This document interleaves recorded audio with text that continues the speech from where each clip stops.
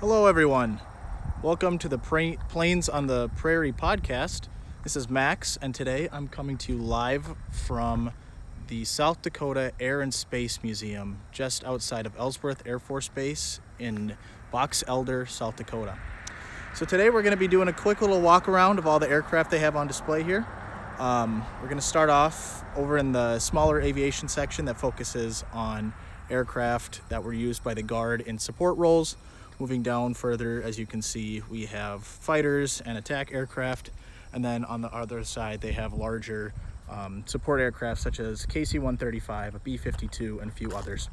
So yeah, thank you for tuning in, and let's get started. So you can see in front of me, we have two National Guard support aircraft. Right here on the left is the U-3A Blue Canoe and the U-8D Seminole. These two aircraft were used by Army National Guard units as support aircraft, transporting higher up officials to and from and outside of the country, as this one served in West Germany in the 1960s. So yeah, I believe these are the only two Army aircraft that they have on display here. As you can see, they say National Guard on the tail, as opposed to having traditional Air Force markings. But yeah, they're very well kept. The sun has done a bit of damage to both of them, as you can probably tell. Box Elder gets pretty hot during the summer, so fading and corrosion is pretty common on most of these planes, but the museum staff does a pretty good job at maintaining them. So up next is the A-7 Corsair. The South Dakota Air National Guard has flew the Corsair from the late 70s up until, they started in the 80s because they flew the Super Sabre, and they have one of those on display that we'll see later. The Corsair 2 was flown by the South Dakota Air Guard from the, I'd say, early 80s up until 1993, when they were all retired across the board, and they transitioned to the F-16, which they still fly today. These are a pretty common sight throughout South Dakota if you're visiting small veterans memorials or parks. I know there's one in Pierre that was the color bird back in the, I believe, late 80s, early 90s for the centennial of South Dakota. Got the tail number and tail ID, the SD obviously for South Dakota. Yeah, and then it's not visible on this side, but on the other side, if you go around, you'll see the, maybe not with the glare. Up top, you got the Mount Rushmore heads with the red, black, and white tail stripe for South Dakota. I think these are some of the most beautiful A-7s that were out there. I am partial to the Hawkeyes and the Sioux Falls boys, so I will say that myself. But yeah, like the other previous aircraft, a bit of sun fading, but still looks good. Can't complain there. Up next is the YT-38 Talon trainer. You're probably wondering why I put the Y in front of there, because this is actually the second Talon ever built. I believe it was built in the late 1958. Helped train many of our early fighter pilots, flew eventually missions in Southeast Asia. It's really interesting that South Dakota got this one. You would expect an early aircraft to be somewhere such as the actual Museum of the United States Air Force, but, oh, sorry about that.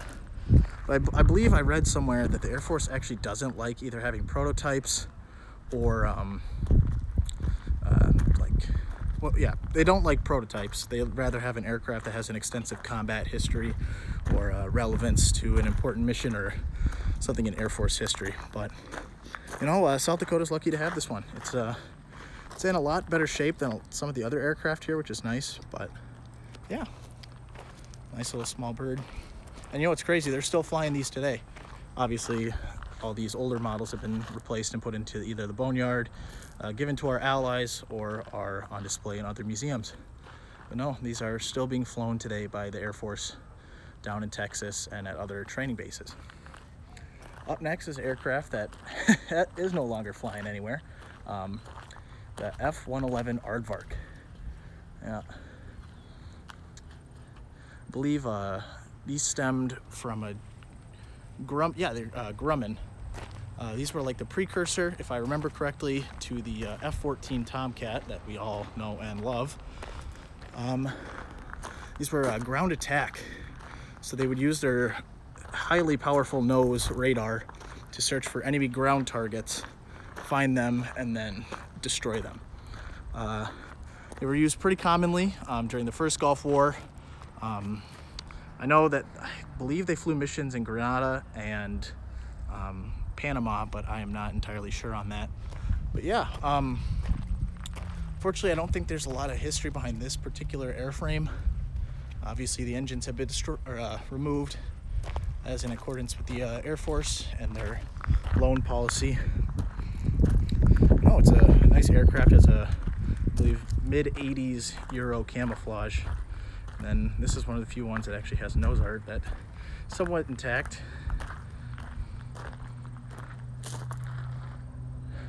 For all you younger viewers, you might want to close your eyes for that one. Yeah, we'll move on to the interceptors that they have. So the South Dakota Air National Guard flew the F-102 during the 1960s, around the same time that the hooligans flew them out of Fargo. The South Dakota Air Guard is actually based out of Sioux Falls, South Dakota. So this one right here is actually not marked as a Sioux Falls F-102, but just in generic 1960s interceptor markings. Quite interestingly, they say right here, this one was flown by Lieutenant Colonel Gus Grissom as he was trained to become an astronaut. So I believe that they're trying to maintain that historical relevance behind the aircraft. Obviously, with the space program being as popular as it is, having a gem that was actually flown by a member of the early astronauts is very cool and very interesting to see, especially here in South Dakota. Another aircraft that you would expect to see inside of the National Museum of the United States Air Force, but nope, right here. You probably, I apologize if there's wind. I have my headphones in, so I can only hear myself talking. But if there's wind, I apologize. We'll see if we can edit out. Now here is my favorite, oh my gosh, my absolute favorite Cold War interceptor, the McDonnell F-101B Voodoo. If you know me, you know that I absolutely love this girl. That stems back to my time as a volunteer and actually as a young high schooler when I visited the Minnesota Air National Guard Museum in St. Paul, Minnesota. When I came to visit, they had one of these on display and I had never heard of it before. And I absolutely fell in love. Oh my gosh. Yeah, the F4 is cool and all that, but the precursor, man, you gotta love it. This is actually the markings of the New York Air National Guard. I know they have several units, and unfortunately I do not remember which one, but you can always identify a New York bird by the red bird on the back. There are a few pictures of this bird flying over the Niagara Falls in upstate New York. This one's actually pretty well kept. I believe it was repainted about 5 years ago. Just a touch up. No, it wasn't in any previous markings before this one. Most of the aircraft here have had their canopies painted over. That's just to protect the interiors from sun damage or cracking or anything that would compromise the integrity of the cockpit, even though I believe you are all aware that none of these aircraft will ever fly again. Moving down this sidewalk, we have an F-86 Sabre. This was another one that was flown by the New York Air National Guard, actually. Two New York aircraft. Let's see, this was a 53, I believe this is an H model. So this one never would have seen combat in Korea. However, I know many Air National Guards used these up until the early 1960s, including New York.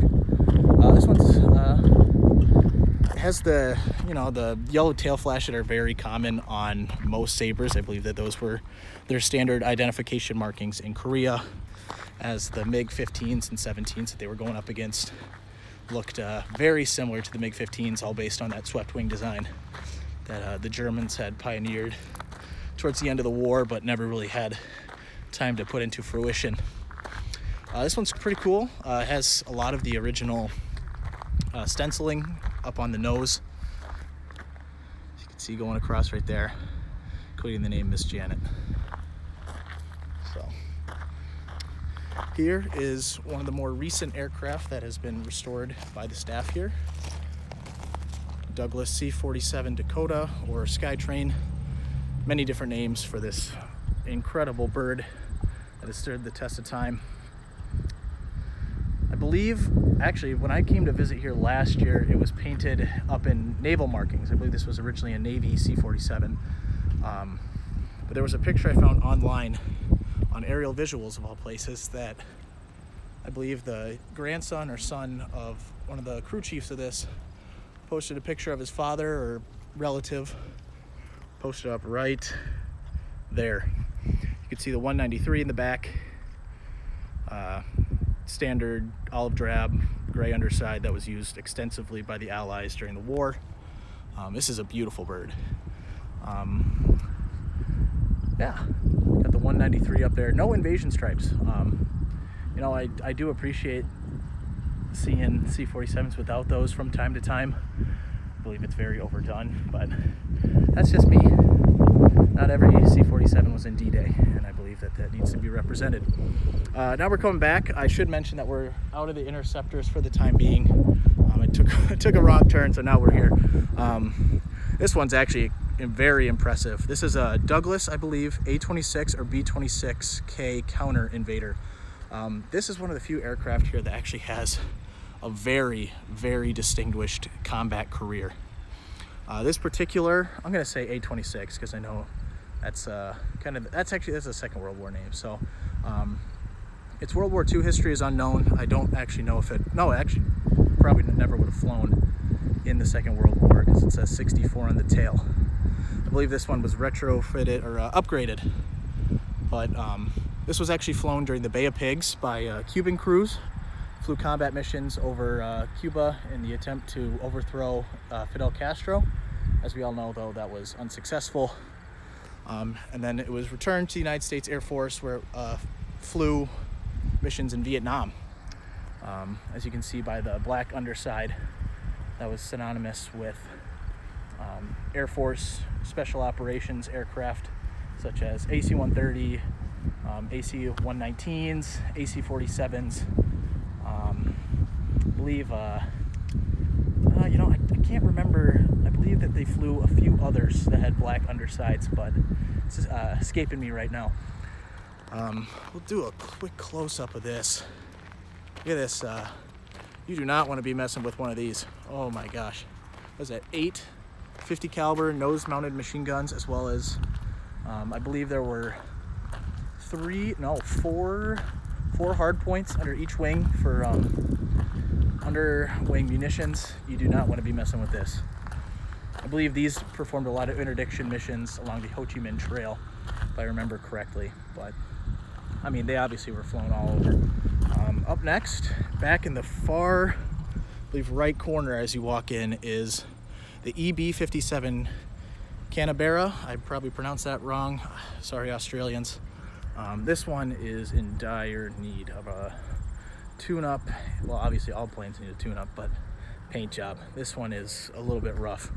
As we all know, the EB-57 was used as basically electronic aggressor. So if you don't know what that means, these were used to simulate Soviet bombers. So they would fly extremely high altitude, and I believe they came in undetected until they opened up their bomb bay that had a ton of sophisticated technology that would identify them as a Soviet bomber. And they would test the crews, like different Air National Guard units, to see how quickly they could respond to Soviet or any aircraft entering NORAD airspace. So these planes, I know this one's, actually they're all mounted on these very heavy duty supports. but if you were to take it off of the supports, these aircraft's nose are extremely low to the ground. I believe there is maybe 2, if not even just an inch of leeway on the front landing gear doors. So it's a tight fit, but you know, it still moves. And I believe these were flown by the Kansas Air National Guard for a while. So yeah, like I said though, pretty beat up. I hope this one gets a nice paint job. These were actually flown too. They were painted all black, or they had Southeast Asia camouflage given to them by the Air Force during the Vietnam War. They were license built by Martin, I believe, in the United States, but it's originally an Australian design. So we're gonna come over here. As you can see, we have the C-131D Samaritan in the background. Just past the we'll give you one more good look at the C-47. That's one thing that I wish that this museum had, was some of the aircraft have very detailed interpretations on their actual history, whereas some of them do not. It's a bit of a bummer. If you know me, I'm very partial to actually knowing what the specific aircraft did. I think everyone can tell that, oh, the C-47 was a cargo plane, but what did this particular one do? Any museum that can tell that story, I believe, is an aviation museum worth visiting. Not to say that this one is not worth visiting. This one museum is phenomenal, but that's just me. So here we have the C-131D Samaritan. Let's see right here. So yeah, this is based on, see, I'm not very good. If I had Sam here, I could tell you what this aircraft is based on. Unfortunately, I do not know. But I believe this was the support aircraft for the Colorado Air National Guard from the 1950s up until, I believe, the 70s. And these were starting to get phased out for KC-135, or just C-130. Oh my gosh, wow, I am blanking. Smaller, probably more affordable, well, maybe not so much more affordable, but better support aircraft for the staff.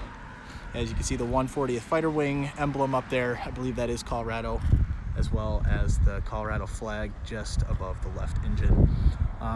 Yeah, this one seems to have a bit of a bird problem. Birds really like this one. You can see there's some bird droppings on the propellers. But yeah, you know, it's a nice bird. A little bit of corrosion, but it's a nice one to have on display. And it's probably one of the bigger ones they have coming back into this corner. Coming up is the O2 Skymaster. These are push-pull designed aircraft, meaning, for those that don't know, you have a propeller in the front. And really interesting design here. You have a propeller in the back. So the force from this propeller pushes the aircraft, I believe, back, and then the propeller pushes that one forward. So it gives it a little bit extra speed. Plus it has the, I don't know the exact term, but I'm going to call it tandem tails. No, that's not right at all, actually. But yeah, very similar to the P-38 Lightning from the Second World War. These were used in the forward air control role during the Vietnam War. They'd go out and spot North Vietnamese or Viet Cong positions, and then have the F-105s come in and level the place. But surprisingly, they don't have a Phantom here. That's something that I've always thought was pretty interesting. You would expect any aviation museum to have a Phantom, but they do not have one. You know what? That's all right. So, speaking of the F-105, here is 57-0839. This is not the Wild Weasel variant. The Wild Weasel variant can be determined as there's a second spot just behind the pilot where the weapon system operator would sit when they were hunting North Vietnamese SAM sites. But interestingly enough, I did not know this, another location that we'd like to get to is the Wisconsin National Guard Museum, just outside of, I believe it is, oh my gosh, camp, oh, yeah, forgetting the name. But regardless, they have another F-105 there, and is actually 57-838. So it is the one built directly before this bird. It's very cool to see two of the same ones together, especially considering how many of these were destroyed during the Vietnam War. More than, I believe, what does it say on here? 500. Very bad loss rate during the war. These pilots deserve a lot of praise and recognition for what they did during the war. The other side, we have a Huey, or a UH-1F Iroquois. Not your typical Huey though. This one is actually painted up as one that was used in the missile fields down here in South Dakota. The South Dakota missile fields were around from the 1960s up until the 1990s. Yep, until 1994 actually. So these helicopters would have been used to transport missile crews to and from bases, as well as protect missile convoys if a missile had to be removed from a silo and then worked on. Cockpits are actually not sealed out on this one. You can get right up next to it. I don't know how well the camera quality is going to be. Probably see in there. Very dusty. It's expected. It's been sitting outside for a couple decades. But no, the paint is actually really well maintained on this one. I believe it's maintained by the 20th Medical Group here at Ellsworth. So props to the mighty medics for keeping this one pretty. I believe they have a similar one. I don't know if it's the 37th Aerial Rescue and Recovery Squadron. Am I saying that? Aerospace Rescue and Recovery Squadron. Yep. There's one at Grand Forks that I believe is 37th or 38th. I don't know exactly for sure, but I love these. I do like the Vietnam markings, especially the camouflage Hueys. But there's something about the missile field and recovery ones that were used stateside that I just think are beautiful. We'll save the T-33. Pretty interesting story about that one. Right here is the Republic F-84 Thunderstreak. So the precursor to the F-105. You can see it has very striking similarities to the Sabre, with the pilot basically sitting on the engine with the intake in the nose and the, I don't even know the name of that. That's embarrassing. But wherever the air gets pumped out of the back. The Iowa Air Guard actually flew these for a while. One of the main flyers of the F-84s, especially in pictures, are very well documented. No, this one's in pretty nice shape. As I said earlier, bird crap is all over it, but it doesn't have a whole lot of markings. I know Air Guard F-84s actually were put in the Southeast Asia camouflage, even though they actually did not fly in Southeast Asia, to my knowledge. Interesting right here, you'll see this panel that has all these holes. This is an air brake. I did not know that, but when it was flying, if it was going into an attack, steep dive, well, probably not anything close to like a Stuka, but it would pump out the air brakes and it'd slow itself down. So if you're ever, I believe this is much larger than the F-86, but if you ever need to know the difference, look for the holes. It's the easiest way, I think, to identify F-84 from an F-86. Right here is the T-33 T-Bird. These are very common throughout the country at air museums, air shows. They still maintain and fly some of these, same with the Sabres. This one's in the fifth. This one is in the markings of the 5th Fighter Interceptor Squadron that was based out of Minot from, I believe, 1965 until they were deactivated in 88. I'm probably wrong on that one. Feel free to correct me. But yeah, Spittin' Kittens was her nickname, as there was a farmer up, if you don't know where Minot is, Minot's in northern North Dakota. Now it's home to the 5th Bomb Wing, I believe. They fly B-52s out of there. But no, this T-33 was a trainer used up there while the pilots flew the F-106 and F-15 just before they were deactivated. They had the F-15 there for about 2 or 3 years, and then they were deactivated. However, I believe they're now a training squadron down in Florida. I'm not entirely sure. But the story goes that a farmer killed a lynx, and after he did so, there were 2 cubs or kittens. I don't know what you call a baby lynx, but they were given to the Air Guard or the unit as mascots, and they were there until the wing was deactivated, where they were given to the Minot Zoo, and they actually helped raise the lynx population back up in northern North Dakota, right along the border, which is fascinating to think. Cute little story. I really always enjoy telling people that one. So now we're gonna head over to the larger aircraft section. We'll do a quick little walk around. You get to see all angles of the C-47 today. Oh, actually, I forgot to mention, I don't know if it'll come up on the camera here, but yeah, I don't think you'll see it. You'll have to check back on a post for it, but vaguely able to make out is a logo of a radioactive fly.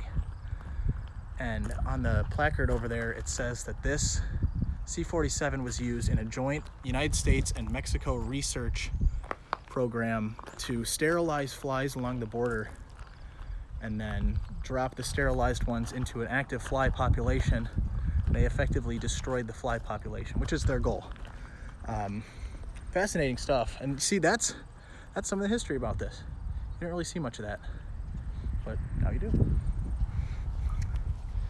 So yeah, we'll see the Sabre, Voodoo, and we're coming up on arguably one of the most interesting B-25s out there. I believe this is a V B-25. So you can see it has invasion stripes. When I get to the front, I'll explain the history behind this aircraft a little bit more. It's pretty popular. As you can see, the weather has gotten a little darker out here. That's made for some better pictures. Nicer, so we'll take a quick look at this. So what did we see? As you can see, it does not look like your average B-25. That is because, yep, this is a VB-25J that was used by then General Dwight D. Eisenhower during the Normandy invasion. This aircraft kind of comes full circle for me. When I was in Normandy 2 years ago, we heard a story that then when they were flying over the Filet Gap, he looked out the windows of this aircraft and he looked down on the battlefield and he saw just black clouds, and he thought that it was smoke from, you know, burning tanks and buildings and stuff. It was actually flies flying over the corpses that were littered throughout the battlefield. They said that they would land and their wings were just coated with dead flies. It's absolutely disturbing to think. But no, this is the aircraft that he flew. Well, he did not fly it personally, but it was his command aircraft during the war. As you can see, it's a bit chipped away and faded, but has a 4 stars for him. Extra radar positions. I believe the underside was up armored. Everything on this was up armored, so in the event that it was attacked, it would have a better chance of surviving than a normal B-25. Of course, you got to talk about the Dulo Raiders, because you can't have a B-25 without mentioning it, unfortunately. So up next is the North American F-100 Super Sabre. As mentioned earlier, before the South Dakota Air National Guard transferred over to the A-7s, they flew F-100s. This aircraft is actually in the markings of the South Dakota Air Guard. As you can see, the tail markings aren't accurate. I don't believe they ever had tail markings that looked like that, but that's just me. It's an easy restoration. Yeah, this is a nice aircraft. A little sun faded. Bit of sun damage on the tail. I'd like to get out and see They have a bunch of gate guards out in Sioux Falls. They have one of these that's on display. Same with down in Sioux City. The Iowa Air Guard flew these for a while. And I believe the one that they have on display is a combat veteran from Southeast Asia. So, yeah. Nicknamed the Catfish for obvious reasons. These things were a bit of a hassle for pilots that were flying them, especially early on. They would do the saber dance. I believe a lot of good test pilots were killed during those. Here's the tail of the B-1 Bone, or Lancer, if you want to call it that. We'll save that one for last, as Ellsworth is home to the 28th Bomb Wing, which currently houses 2 of the 3 active B-1 squadrons. So here is a C-45 Expeditor. I probably said that wrong. Let's see. This one, I believe, was built in 1942 as an AT-11 Kansan, fitted with a Norden bomb sight. This would help train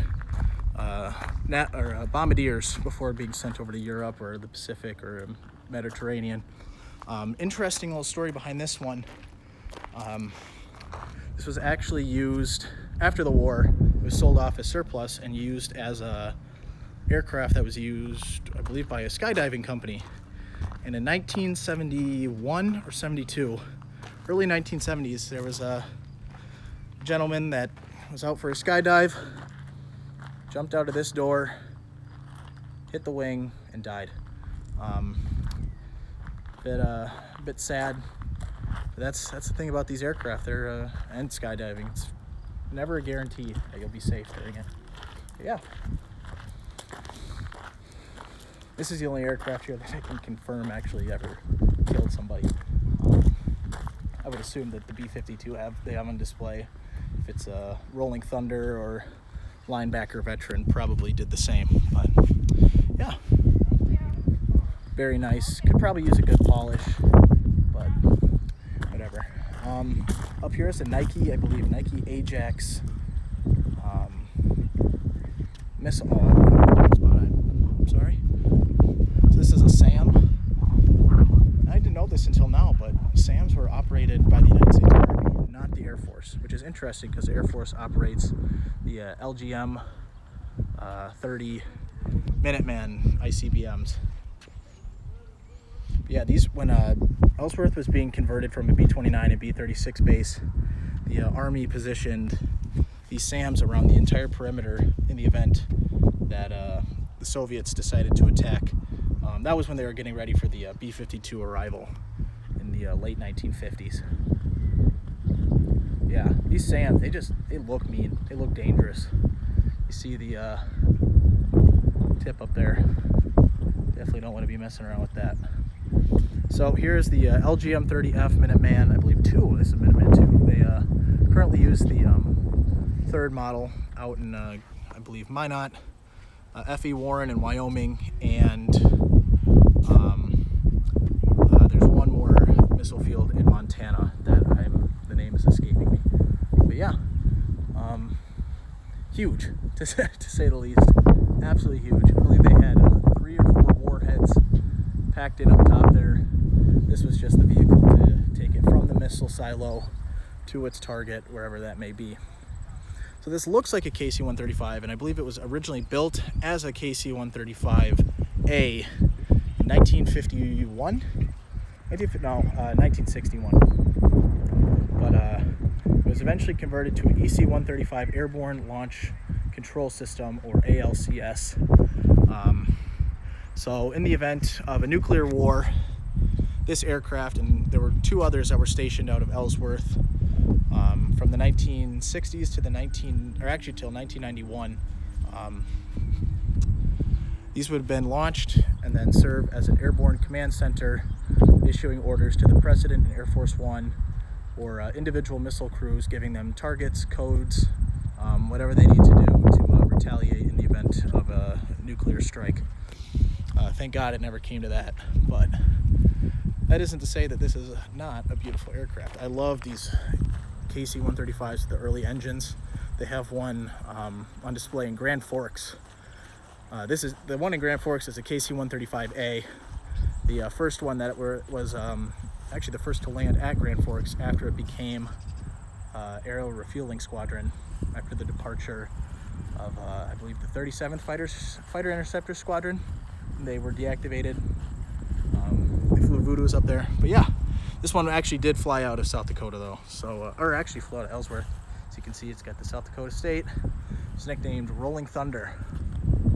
Yeah, huge, by the way. I know I say that quite a bit, but the Minuteman is big, B-1 is big, KC-135 is big, and then the B-52, probably the biggest. But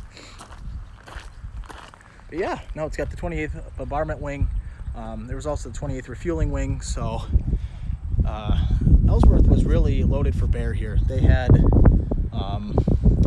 B-52s for a while, and now they fly the B-1s, but yeah. I'll do a full-on walk around of this one. I think this one deserves it.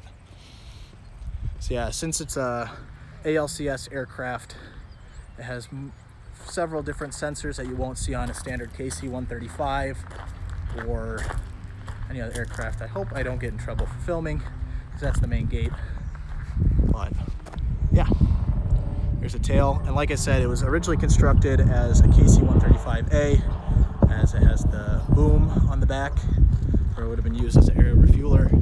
However, after it was upgraded, I do not know if it ever refueled while it was still in the ALCS configuration. I will say it did not.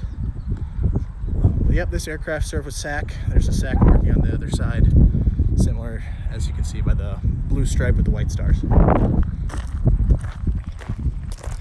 So they're talking over by the B-52. I'm gonna go to the B-29. We'll talk about that first, actually. Hopefully they're done talking. I don't want to get anyone on camera that doesn't want to be on camera, you know. Don't need a lawsuit when I'm on the road. So here is the B-29 Super Fortress Legal Eagle 2. I believe this was a Korean War veteran.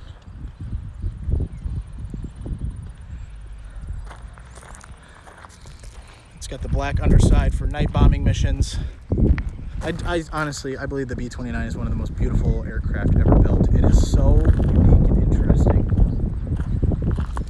Look at the props on those things. You know, it's amazing that they still have two of these that are airworthy. I mean, yeah, you have, you know, KC-135s and B-1s that still fly, but those are relatively new compared to the B-29s here. But yep, Legal Eagle. It's the tail markings on this bird. United States Air Force. Just getting up close. Let me show you this. It's my hand. Yeah, it's a pretty big prop, I'd say. Yeah, coming around to the back, as you can tell, this is a post-war markings in the tail, as it has the codes, the buzzing codes, which were used. If you don't know, the Bs or BF112, you might have seen something similar on the F102 on display over there. Those were used from the late 50s up until the early 60s, I believe, just before the Vietnam War, as a way for aircraft from the ground to be identified in the event that the pilot had a little extra fun.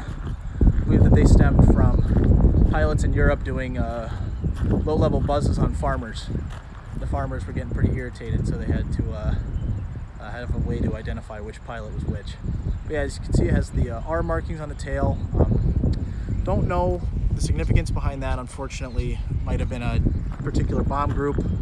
Same with the 15th. I'll assume that's a 15th Air Force.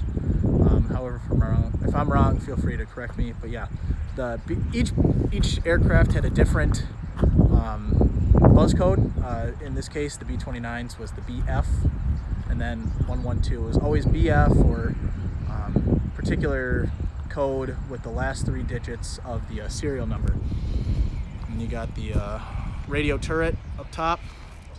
Interestingly, I believe that these were controlled by a certain weapons system operator. But yeah, there was no actual gunner up there. Fascinating. Early tech right there. Not entirely sure what this little section is. Might have been for radar gear or something.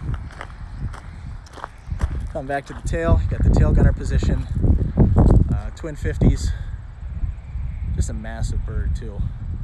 All these bombers, like, they're just big, you know, and they had to be. So yeah, definitely one of the nicer aircraft on display. Can one of you guys let me know in the comments? Can you hear me, like, with the wind? I think, I don't know if I can or not. I don't want to end the live stream, but yeah.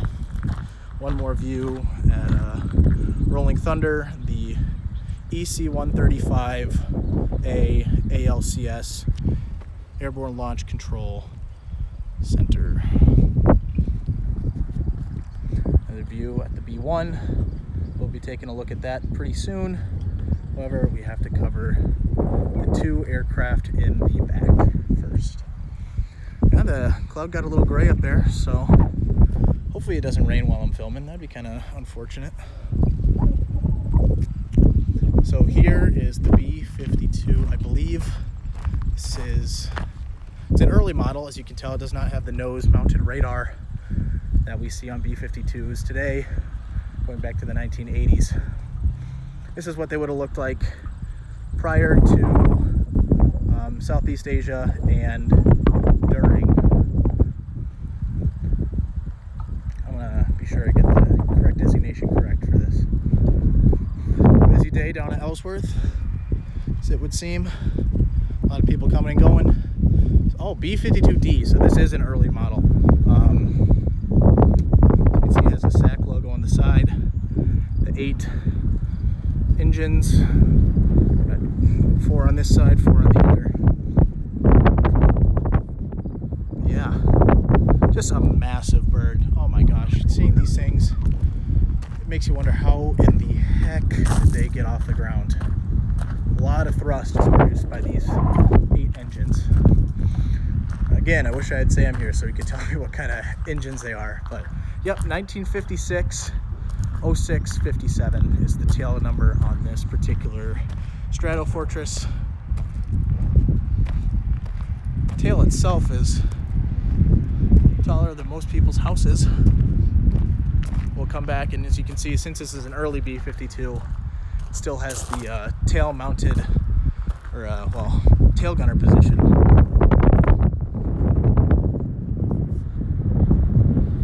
With 4, I believe 50 cals.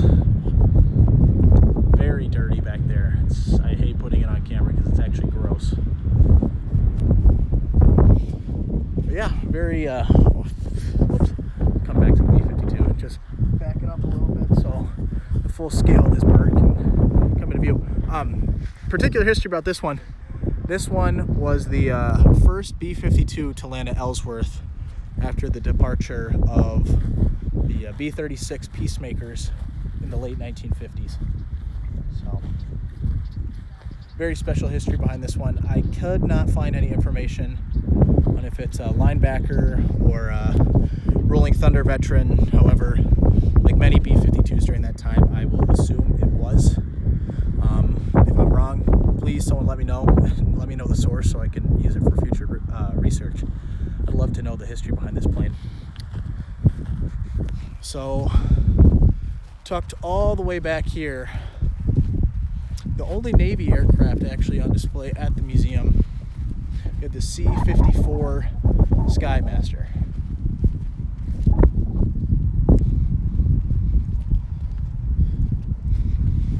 So like the actually C-47, this one was repainted just before I arrived last summer. In its original naval markings, before this it was painted up in the Air Force. I believe talking about the Berlin airlift, which these C-54s gained a lot of fame during. Yep, talks about it right there. Yep, 4 turbo prop engines on these birds. See, it makes it look, I mean, they're already tall, but on the supports, it makes them look taller than they actually are, but still massive, absolutely massive. Ellsworth Air Force Base flight line. Sorry if I'm filming that. Yeah. Very cool aircraft with a lot of history behind it during the Berlin airlift just after the Second World War. So now we will go up to the front.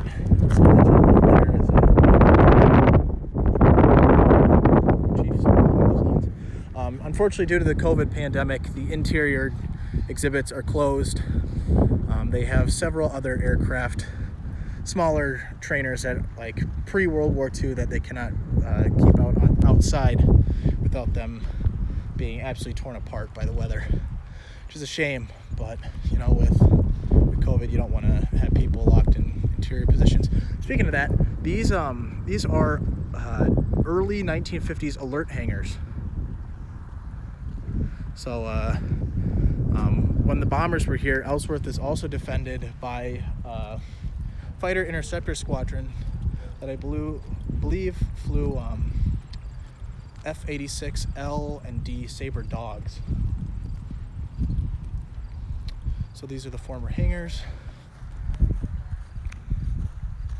One more good look at the B-52 before we head to the B-1. So yeah, I hope you guys have enjoyed this tour so far. We'd like to start doing these more often.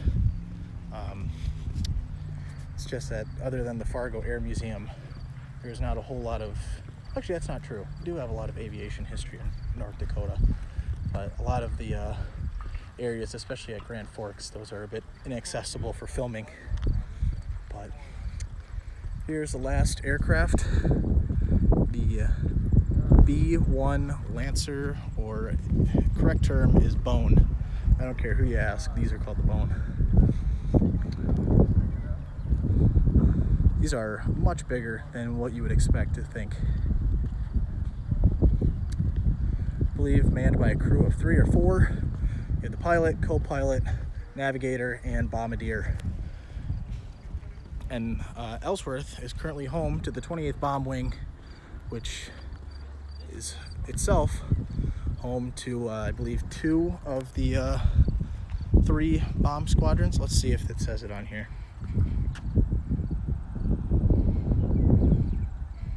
Unfortunately, it does not. Yeah, massive, absolutely massive. And if you know anything about the B-1, you know that it had a pretty checkered start. I believe President Jimmy Carter, Secretary of Defense Robert McNamara devised the idea for it. However, Jimmy Carter shut it down. Then Ronald Reagan revived it in the early 1980s. That's where we have our fleet from now. This is an early model, 83-067. I do not believe this one actually ever flew out of Ellsworth. I believe this one was at Dryas, if I'm pronouncing that right, Air Force Base in Texas. The original name for this one was Texas Raider. I believe this one went on display sometime in the early 2000s. I can't recall if it was a veteran of the first Gulf War or not.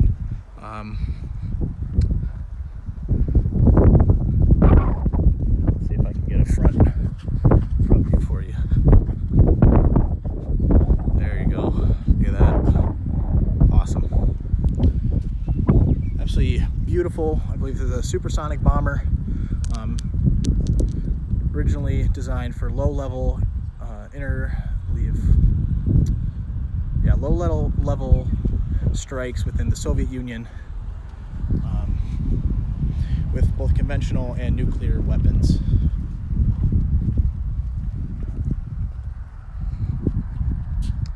If you look closely, kind of similar to the C-47, the former markings of Texas Raider, and I believe whatever unit it served with in Texas, are faintly outlined on top.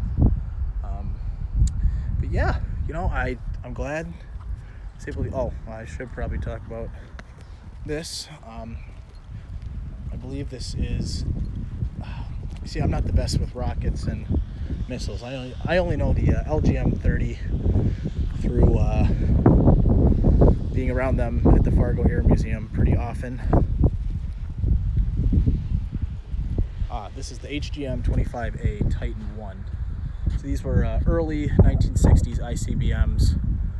I don't think they were ever positioned here in South Dakota or the Midwest. I believe these were more in the South, New Mexico, Southwest, that area.